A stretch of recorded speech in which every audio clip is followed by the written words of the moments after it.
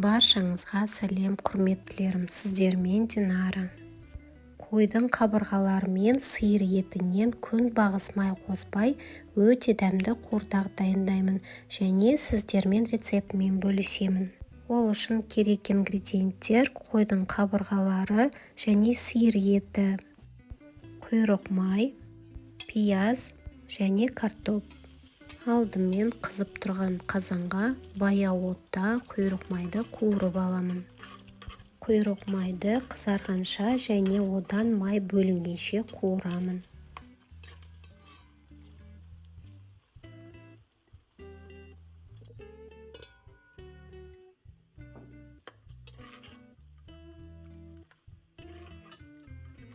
Мінекей, құйрық майдан бөлінген май дайын.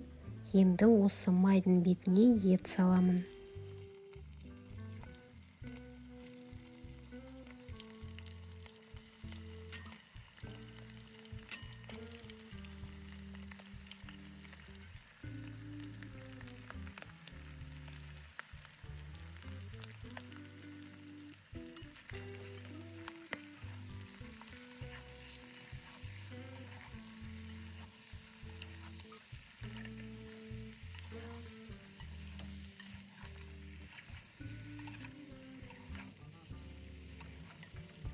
Етті әбден араластырамын және еттің су бөлінгенше үлкен отта қуырып аламын. Еттің су бөлінгенше қазанның бетін жауып қоямын.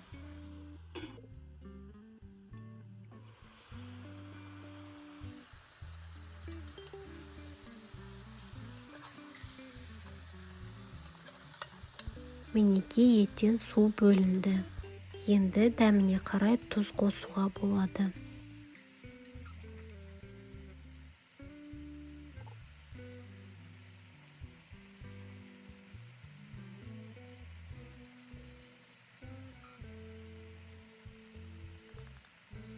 Тұзы қосылғаннан кейін тағы да бір жақсы араластырамын. Және отты баяу отқа қойып, шамамен 30 минуттай бұқтырып аламын.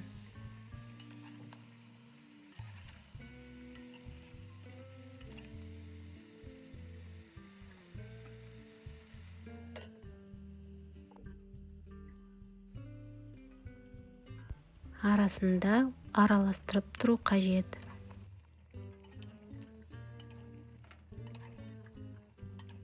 Еттің тұзын осылай қасықтағы қалған түбіндегі суынан көремін.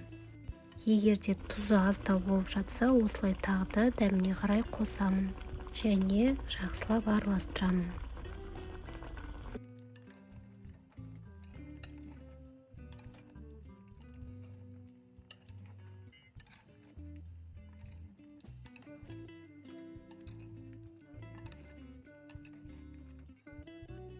Еттің суы тартылды және етке тұзы сіңді. Енді газ плитаның отын орташа отқа қойып, пиязды қызарғанша қуырамын.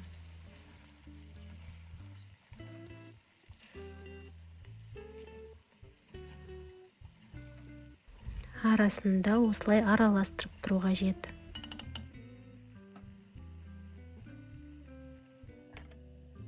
Пияз қуырылып жатқанда картопты үлкен тілімдерге кесіп, дәміне қарай тұз және ұнтақталған қара бұрыш қосып, әбден араластырамын. Және де сіздерге айта кетейін, картопты тұздаған кезде еттің тұзын ескеріңіздер.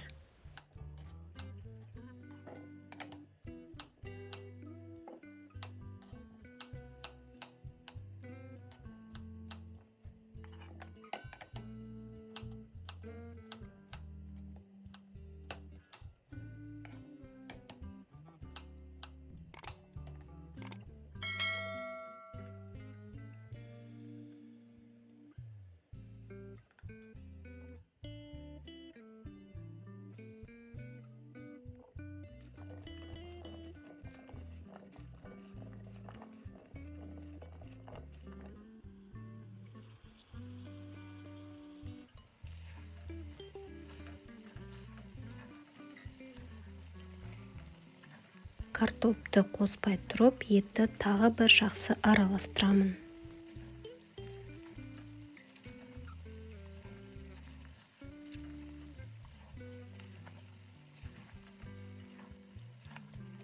Қуырдаққа су қоспаймын.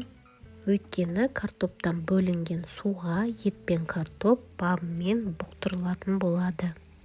Картопты араластырып болғаннан кейін бетін жауып, шамамен 5 минуттан кейін отты баяу отқа қойып, 25-30 минут пісіремін.